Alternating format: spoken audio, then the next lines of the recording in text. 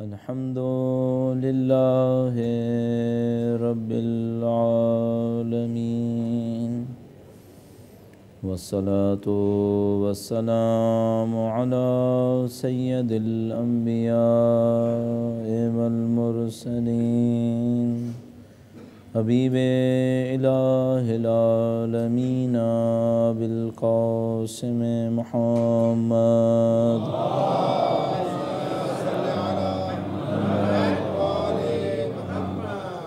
وعلى آله الطيبين الطاهرين سيما بقية الله في الأراضين. قال الله تعالى في كتابه الكريم: بسم الله الرحمن الرحيم. أم حسبت أن أصحاب الكهف والرقيم كانوا من آياتنا عجبا. درود بھیجے گا محمد و آل محمد پر. صلی علی محمد. ماہ مبارک رمضان ہے اور ہم اور آپ سب پروردگار عالم کی عنایات، اس کے الطاف کے منتظر ہیں. نہیں معلوم خدا متعال نے ہم میں سے چند سعادت مند لوگوں کو یا کچھ لوگوں کو شاید بخش دیا ہو اب تک، اور ہم میں سے کچھ لوگ ہوں جو اور چاہتے ہوں کہ خدا متعال ان ایام میں، ان شبوں میں اور آگے آنے والے شبوں میں ہمیں بخش دے. خدا متعال کی مغفرت کو حاصل کرنے کے لیے، اور یہ کہ اس کی مغفرت ہمارے بھی شامل حال ہو اور ہمارے مرحومین کے بھی شامل حال ہو انشاءاللہ تعالی. ایک بار پھر درود بھیجے گا محمد و آل محمد.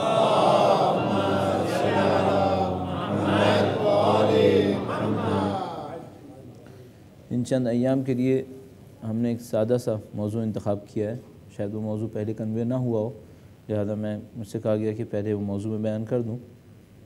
اجمالاً موضوع یہ ہے کہ ہم اسلام سے کیا توقع رکھیں اور اسلام ہم سے کیا توقع رکھتا ہے، یعنی ہماری ایکسپیکٹیشنز کیا ہونی چاہیے اور اس کی ایکسپیکٹیشنز ہم سے کیا ہیں. اچھا، یہ بحث کیوں چھیڑنی پڑتی ہے کہ ہمیں اس بات پہ سوچنا پڑے کہ ہم اپنے دین سے کیا توقع رکھیں، دین ہم سے کیا توقع رکھتا ہے؟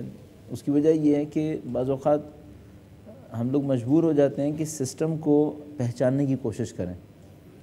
سب کچھ صحیح ہے تو سسٹم کام کیوں نہیں کر رہا ہے؟ پریشانی یہاں پر ہوتی ہے. یعنی میں نے دیکھا ہے بعض اوقات کوئی مشین خراب ہو جاتی ہے، اس کا کوئی میکینک آتا ہے اور وہ دیکھتا ہے کہ سب کچھ صحیح ہے، اور آپ اس سے پوچھتے ہیں کہ کیا خرابی ہے، تو وہ کہتا ہے سمجھ میں نہیں آ رہا ہے، ہر وائر صحیح ہے، سب کچھ صحیح ہے، لیکن کام نہیں ہو رہا. ہم لوگوں کا ہمارے ساتھ یہی ہو رہا ہے. ہماری سب کچھ صحیح ہے، یعنی جو ہم سمجھ پا رہے ہیں کہ صحیح ہونا چاہیے وہ تو سب کچھ صحیح ہے. مثلاً مجلسیں ہیں، ماتم ہے، عزاداری ہے، عبادات ہیں، قرآن ہے، سب کچھ صحیح ہے. لیکن ایک اور مشکل ہے، جو عزت ہمیں ملنی چاہیے تھی دنیا کے اندر، وہ عزت نہیں مل رہی ہے. جو دنیا میں ایک مقام ہونا چاہیے تھا، خدا متعال نے کبھی بھی ہم سے یہ نہیں کہا کہ اس نے دنیا میں ہمیں عزت نہیں دینی ہے. دنیا میں بھی عزت دینے کا وعدہ کیا ہے. لن یجعل اللہ للکافرین علی المؤمنین سبیلا. خدا متعال نے مومنوں کے اوپر کافروں کو کوئی غلبہ نہیں دیا کبھی. تو بات جو سمجھ میں نہیں آتی وہ یہ کہ سب کچھ ہے تو یہ مشکل کیا ہے ہم لوگوں کے ساتھ؟ وہ مقام ہمیں کیوں نہیں مل پا رہا جس کی ہمیں اہلیت ہونی چاہیے تھی، ہمیں مل جانا چاہیے تھا. ایک تو یہ مسئلہ ہے. یہ تو خیر سوسائٹی کی سطح پر ہے کہ سوشل افیئر کے اندر یا مثلا انٹرنیشنل لیول کے اوپر ہمیں وہ نہیں مل پا رہا جو ہمیں ملنا چاہیے تھا. اور بھی بہت سارے مسائل ہیں. ان میں سے ایک مسئلہ یہ ہے کہ فرد کی سطح پر، انڈیویجول لیول پر خدا ہم سے چاہتا کیا ہے، کہاں پہنچانا چاہتا ہے، ہم کیا سوچ رہے ہیں، ہم خدا سے کیا سوچیں. یہ دونوں چیزیں ہمارے لیے طے ہونی چاہیے. اگر یہ طے ہو گیا تو ہماری اورینٹیشن کلیئر ہو جائے کہ ہمیں یہ چاہیے، تو پھر وہ لینا بھی آسان ہوگا. بالکل ایسے ہی ہے کہ جیسے اگر آپ مثال کے طور پر ایک پیٹرول پمپ پہ پہنچے ہیں کھانے کا تیل لینے کے لیے، ظاہر ہے کھانے کا تیل وہاں نہیں ملتا ہے، وہاں گاڑی کا تیل ملتا ہے، وہاں ڈیزل ملتا ہے، پیٹرول ملتا ہے. وہاں آپ کو کھانے کا تیل لینا کہیں اور جانا ہوگا. تو ہمیں یہ دیکھنا پڑے گا اسلام ہمیں دینا کیا چاہ رہا ہے، پہنچانا کیا چاہتا ہے. پہلے یہ کنفرم ہو جائے تو پھر ہمیں یہ بھی سمجھ میں آ جائے گا کہ یہ جو سب کچھ کر رہے ہیں اس سے وہ کچھ مل بھی رہا ہے یا نہیں مل رہا ہے. ایک دفعہ ایسا ہوتا ہے کہ کوئی بچہ اسکول گیا ہے کھیلنے کے لیے، صبح جاتا ہے وہ دیکھتا ہے کہ بھائی اسمبلی میں کھڑا کر دیا ہے، کھیلنے کا ٹائم نہیں ہے، بڑی سختی ہو رہی ہے، سب لائن میں کھڑے رہو، یہ ہو رہا ہے وہ ہو رہا ہے، پھر پہلا پیریڈ شروع ہو گیا ہے پھر پڑھا رہے ہیں، پھر دوسرا پیریڈ پڑھا ہو گیا پھر پڑھا رہے ہیں، سارے پیریڈ پڑھائے جا رہے ہیں 15-20 منٹ کا ایک بریک دیا تو اس نے کہا چلو اب کھیلنے کا ٹائم آ گیا، 15-20 منٹ کھیلتا ہے وہ، پھر دوبارہ کلاس کے اندر، پھر دوبارہ سختی شروع، آخر میں جا کے پوچھتا ہے کہ بھئی کھیلنا کب ہے؟ تو ہمیں اس کو بتانا ہوتا ہے کہ اسکول کھیلنے نہیں آتے ہیں، اسکول پڑھنے کے لیے آتے ہیں۔ مشکل ہم لوگوں کے ساتھ یہ ہے، پہلے ہمیں یہ طے کرنا پڑے گا ہمیں دین سے لینا کیا ہے۔ اب کچھ جو ہم لوگوں کے ذہن میں ہے، پہلے میں وہ عرض کرتا ہوں کہ ہم کیا سمجھ رہے ہیں کہ ہم نے دین سے لینا ہے، پھر ہم یہ دیکھیں گے کہ وہ جو اصل میں لینا ہے وہ کیا ہے۔ جب یہ طے ہو جائے گا کہ جو لینا ہے وہ کیا ہے، تو پھر ہمیں یہ بھی سمجھ میں آ جائے گا یہ دین ہمیں دے گا کیا اور یہ کیسے دے گا ہمیں۔ تو پہلے ہم یہ طے کرتے ہیں، پہلے ہم یہ دیکھ لیں گے کہ جو ہم سمجھ رہے ہیں کہ دین دے گا وہ کیا ہے، اس کے بعد پھر ہم آگے بڑھتے ہوئے جائیں گے انشاءاللہ۔ اور کل ظاہر بی بی کی وفات کی مناسبت سے مجلس ہوگی، لیکن ہم اس موضوع کو کسی نہ کسی طریقے سے کنٹینیو کریں گے انشاءاللہ۔ درود بھیجے گا محمد و آل محمد پر۔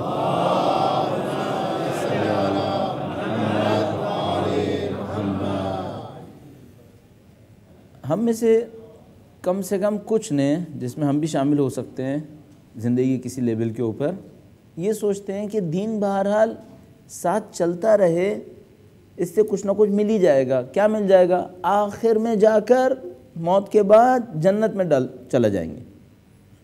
کچھ لوگوں کے ذہن میں یہ ہے دنیا میں ہمیں دین سے زیادہ نہیں چاہیے، آخر میں ہوگا جنت میں جانا ہے، چلو یہ مل جانا چاہیے۔ تو دنیا میں دین سے کچھ ڈھونڈ بھی نہیں رہا ہے، دنیا میں اس کو کچھ نہیں چاہیے۔ اور ایک اس کا کیا ہے کہ ٹھیک ہے دنیا کے اندر دنیا بھی چلے گی، دین بھی چلے گا، یہ دونوں ساتھ ساتھ چلتے رہیں گے، آخرت میں جا کر اس دین کی وجہ سے میں جنت میں چلا جاؤں گا، اس کی ایکسپیکٹیشنز اتنی ہی ہیں، بس اس کو دین سے زیادہ چاہیے بھی نہیں ہے۔ لہذا اگر مثال کے طور پر اس سے کہتے ہیں بھائی دین کے نام پر یہ کام کر لو، تو یہ سب سے پہلے یہ سوچتا ہے جو میرا دل چاہ رہا ہے اس میں یہ چلے گا جو دین کے نام پہ مانگا جا رہا ہے۔ سادہ سی مثال، مثلا دین کہہ رہا ہے نماز پڑھو، اب اس کے سامنے مشکل یہ ہے کہ میں کسی ٹائم پہ سونا چاہ رہا ہوں اور دین مجھ سے کہہ رہا ہے نماز پڑھو، اب یہ میں کیا کروں اس کے ساتھ؟ یہ ٹکرا رہا ہے میرے ساتھ، جو میں نہیں چاہتا وہ کہہ رہا ہے مجھ سے کرو۔ مثلا دین کہہ رہا ہے روزہ رکھو، تو اس کے ساتھ پرابلم یہ ہے کہ میں بھوکا نہیں رہنا چاہتا، میں چاہتا ہوں کہ میں اپنی زندگی اپنی مرضی سے گزاروں، تو وہ ان تمام چیزوں کو چھوڑتا چلا جاتا ہے، کہتا ہے جو مجھ سے ٹکرائے وہ قبول نہیں ہے، جو نہ ٹکرائے وہ میں لے کے چلوں گا۔ تو سادہ دین چاہیے۔ اگر اس سے کہو مثلا دین کے نام پر یہ قربانی ہوتی ہے، کہتے ہیں بھائی اتنا زیادہ نہیں چاہیے، تھوڑا سا چاہیے، اتنا چلے کہ آخر میں جا کر جنت بھی نظر آ جائے، دیٹس آل، اس سے زیادہ نہیں چاہیے۔ آیا اسلام میں یہ فکر چلے گی؟ تھوڑا سا دین چلتا رہے، دنیا میں بھی کوئی ٹکراؤ نہ دے، میں بھی نہ ٹکراؤں، دین بھی چلے اور آخر میں جا کے جنت میں چلے جاؤں؟ میرے خیال میں یہ نہیں چل پائے گا۔ دین میں جو ہمیں جو سکھایا جا رہا ہے وہ یہ ہے کہ دین میں پہلی چیز الاسلام ہوا تسلیم، اپنے آپ کو سرنڈر کرنا۔ جب تک میں اپنے آپ کو علیحدہ رکھوں اور دین کو علیحدہ رکھوں اور یہ سوچوں یہ دونوں کیسے ساتھ چل سکتے ہیں، اس وقت تک دین شاید وہ نہیں دے پائے گا جو دین دینا چاہ رہا ہے۔ پہلی چیز جو ہمیں چاہیے اسلام کے اندر، جو ہماری مشکل کا حل ہے، وہ یہ ہے کہ اس کو اتنا امپورٹنٹ سمجھ لو کہ اس کے سامنے سرنڈر ہو جاؤ۔ اگر سرنڈر ہونے کی پوزیشن میں نہیں آ رہے، اب یہ دین چلانا بہت مشکل ہے۔ مثال دیتا ہوں آپ کی خدمت میں، قرآن کریم فرماتا ہے وَإِنَّهَا لَكَبِيرَةٌ، یہ نماز بہت سخت ہے۔ آپ خود دیکھیں گے بعض اوقات ہمارے لیے نماز اتنی سخت ہوگی جیسے 4 رکعت لگے گا جیسے پہاڑ ہے۔ 12 بجے سے سوچنا شروع کریں گے نماز پڑھنی ہے، ٹالم ٹول ادھر ٹال رہا ہے ادھر ٹال رہا ہے، آخر کار لا کے 6:30 بجے پڑھے گا۔ صحیح ہے؟ یہ کس بات کی نشانی ہے؟ یہ اس بات کی نشانی ہے اس کے نزدیک اپنا آپ امپورٹنٹ ہے، دین کو بھی ساتھ لے کر چلنا چاہ رہا ہے کسی طریقے سے، یہ سرنڈر نہیں ہوا ہے۔ چونکہ سرنڈر نہیں ہوا ہے دین سخت لگے گا۔ ابھی چونکہ سوچتا ہے میں ہوں، میرا مال ہے، ابھی اس سے کوئی کہے مثال کے طور پر خمس دینا ہے، زکوٰۃ دینی ہے، سب سے پہلے سوچے گا اس کو روکنے کا کوئی طریقہ ہے؟ کوئی چکر ایسا چل سکتا ہے کہ یہ بھی چل جائے، یہ مسئلہ بھی ہٹ جائے اور میرا دین بھی بچ جائے، میں جنت میں جاؤں؟ کیونکہ اس کو دنیا میں کچھ نہیں چاہیے، اس کو آخر میں کیا چاہیے؟ بس ایک جنت چاہیے۔ اور وہ جنت بھی کون سی چاہیے؟ وہ جنت بھی وہ چاہیے جو قرآن کریم کے نزدیک سب سے چھوٹی جنت ہے، جس میں سیب ہو، انگور ہو، انار ہو، حور ہو، قصور ہو، محل ہو، کھیت ہو، سنن جو کچھ بھی ہو بہرحال۔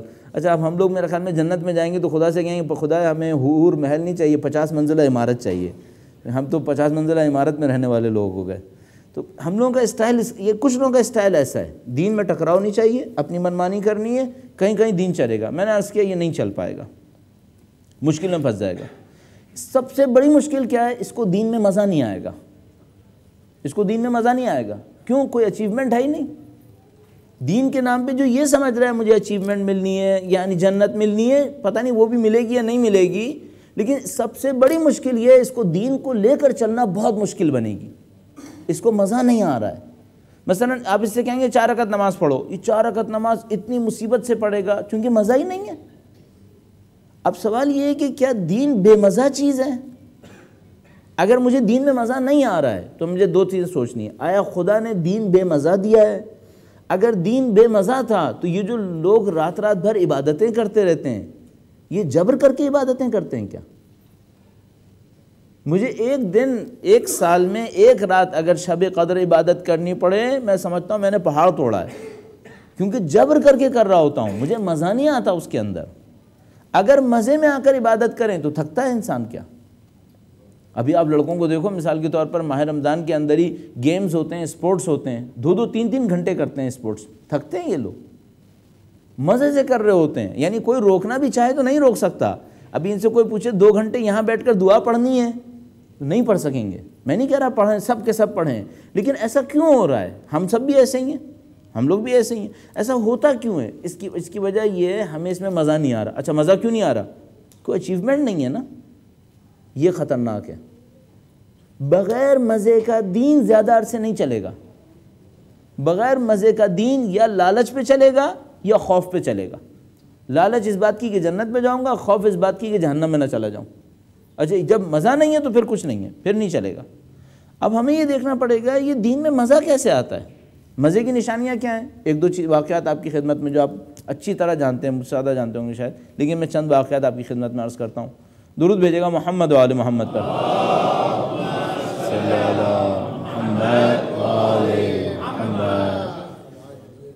ہمارے پاس ایک عابد و زاہد کی داستانیں ہیں، کافی زیادہ ہیں۔ اس میں لکھا تھا کہ ایک رات آتے تھے، کہتے تھے یہ رات ہے سجدے کی رات، سجدے میں جاتے تھے، پوری رات سجدے میں گزار دی، پوری رات سجدے میں۔ کیوں؟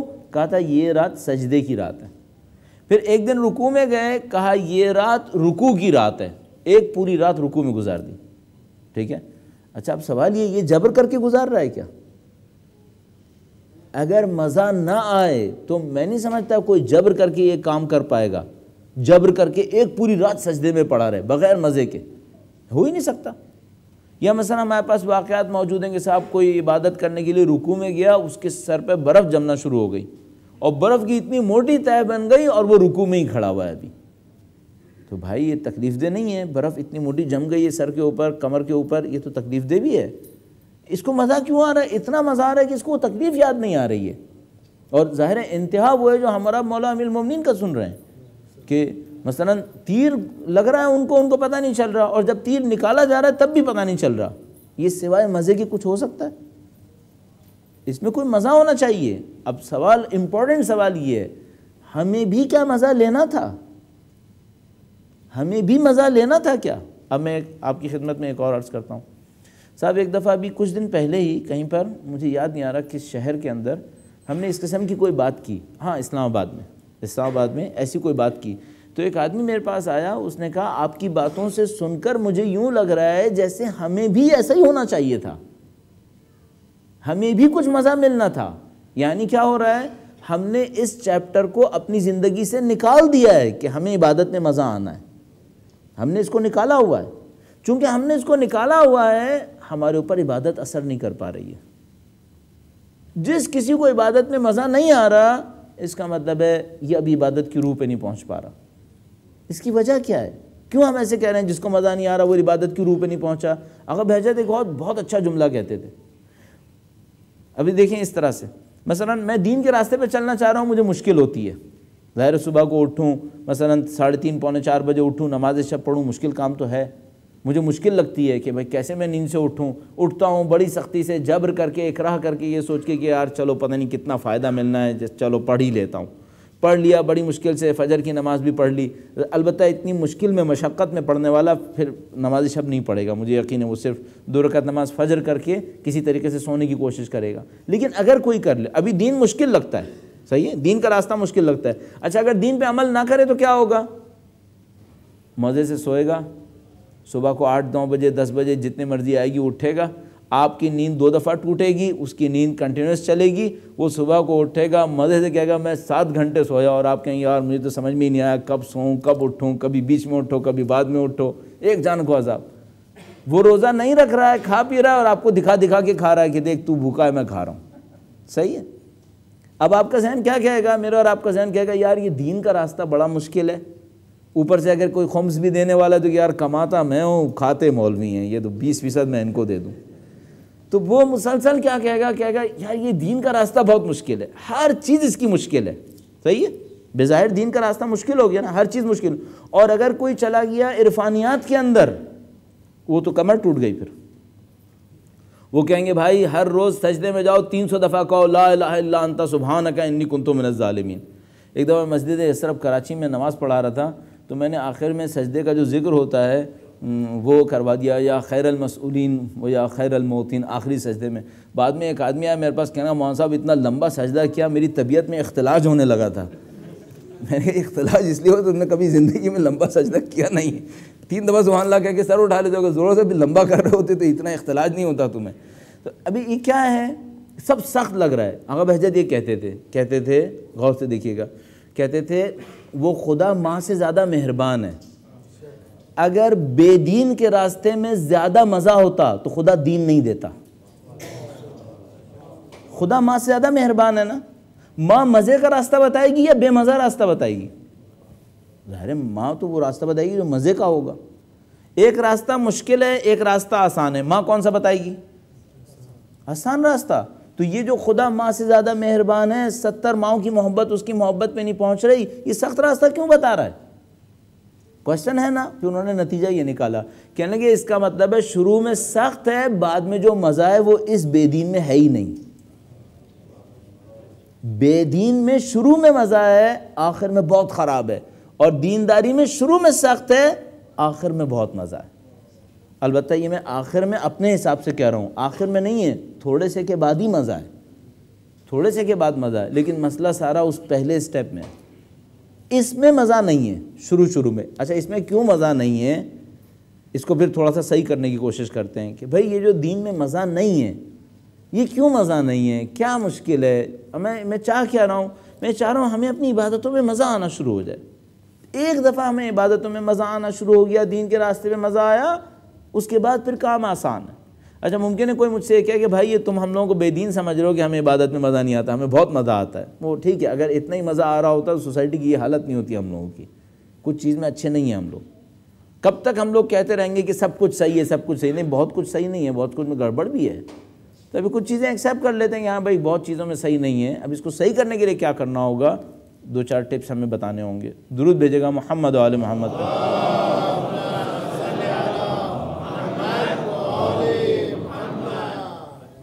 اتنی دیر کا ایک پوائنٹ کیا بنا؟ اتنی دیر جو بول لیا اس کا ایک پوائنٹ نکال لیتے ہیں۔ ایک پوائنٹ، بے مزہ دین پہ نہیں چلو، مزے کے دین پہ چلو۔ اور اگر دین میں مزہ نہیں آ رہا تو اس دین میں مزہ ڈھونڈو۔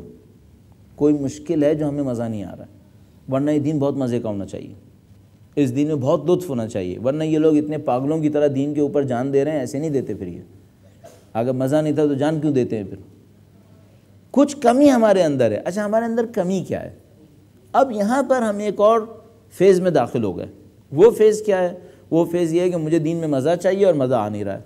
اب اس کی وجہ کیا ہو سکتی ہے؟ ہمیں یہ دیکھنا پڑے گا لطف آتا کیسے ہے، کیوں آتا ہے اور کیوں نہیں آتا۔ اچھا اب لطف کسے کہتے ہیں؟ یہ بھی ایک مسئلہ ہے۔ مزہ کسے کہتے ہیں؟ ایک روایت جو میں بہت زیادہ عرض کرتا ہوں، دوبارہ دہراتا ہوں۔ صاحب روایت میں کہا خداوند متعال نے حضرت موسیٰ سے کہ اے موسیٰ اپنی نماز کے اندر 3 چیزیں مجھے دو، تمہارے دل میں، تمہارے بدن میں خضوع ہونا چاہیے، تمہارے دل میں خشوع ہونا چاہیے، تمہاری آنکھوں میں آنسو ہونے چاہیے۔ صحیح ہے؟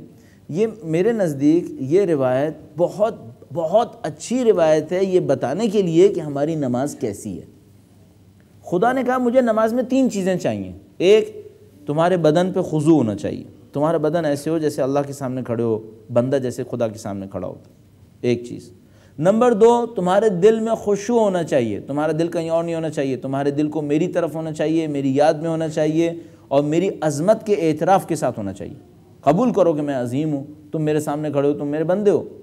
اس کو ہم خشوع کہتے ہیں، اس کو ہم لوگ سادہ اردو میں ڈر کہتے ہیں، اس کو آپ خدا کا خوف کہتے ہیں۔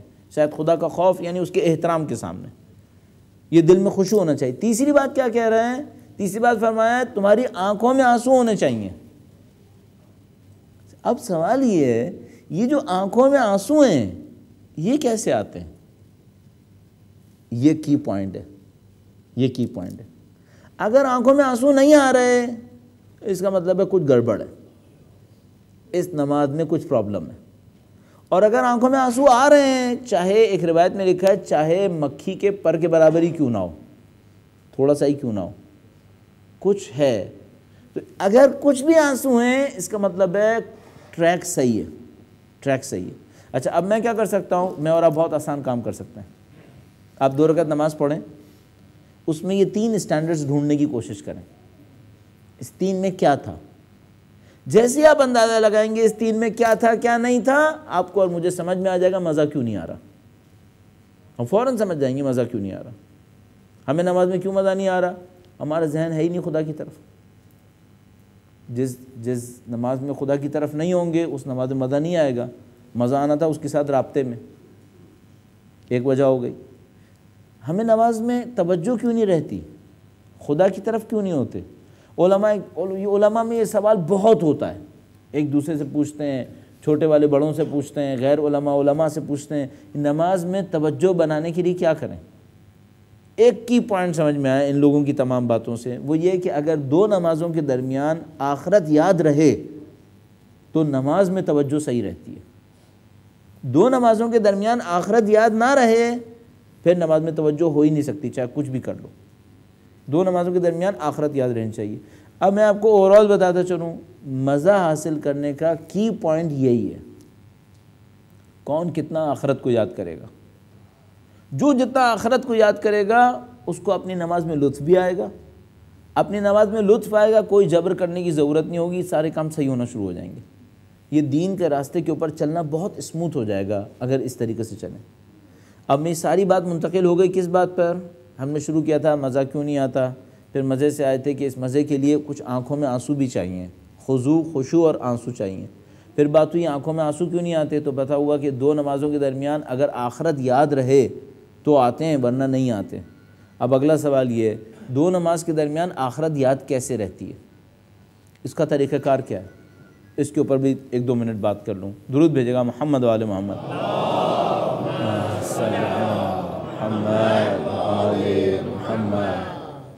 اس سے پہلے کہ بعد میں مجھ سے کوئی کہے کہ 1-2 منٹ کہتا ہے 5 منٹ بات کرتا ہے، اور کبھی میں کہتا ہوں 2 جملے اس پر بھی بول دوں تو بعد میں کہتا ہے 2 جملے بولے تھے 50 بولے۔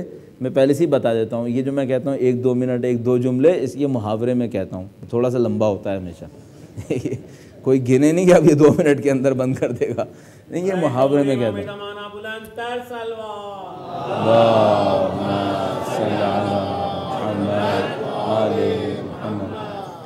آخرت کو کیسے یاد رکھیں؟ مشکل کیا ہے؟ مشکل یہ کہ رہنا دنیا میں ہے اور یاد کسے کرنا ہے؟ آخرت میں۔ ارے بھائی دنیا میں رہو تو دنیا کو یاد کرو، آخرت میں رہو تو آخرت کو یاد کر لو، لیکن خدا کیا کہہ رہا ہے؟ رہو دنیا میں اور یاد کرو۔ بھئی یہ کیسے ہوگا؟ آپ کہیں گے بھائی میں گاڑی چلا رہا ہوں، یہ تو بالآخر یہ گاڑی میں قیامت کی پورے سرات پہ تو نہیں چلا رہا ہے، میں دبئی میں ہی چلا رہا ہوں، تو بالآخر یہی یاد رہے گا جو آگے ہے۔ اب آخرت میں کیسے یاد کروں؟ ہاں خدا نے متعال کہتا ہے نہیں، دیکھو دنیا کو، ڈھونڈو آخرت کو، دیکھو دنیا کو، ڈھونڈو آخرت کو۔ وہ کیسے ہو سکتا ہے؟ صاحب ایک آدمی میرے سامنے آیا، جیسے ہی میرے سامنے آیا میں سوچ رہا ہوں اے خدا تیرا ایک بندہ میرے سامنے آیا، مجھے اپنی عاقبت خراب نہیں کرنی ہے، مجھے اپنی عاقبت اچھی کرنی ہے، اس سے مل کر میری عاقبت کیسے اچھی ہوگی؟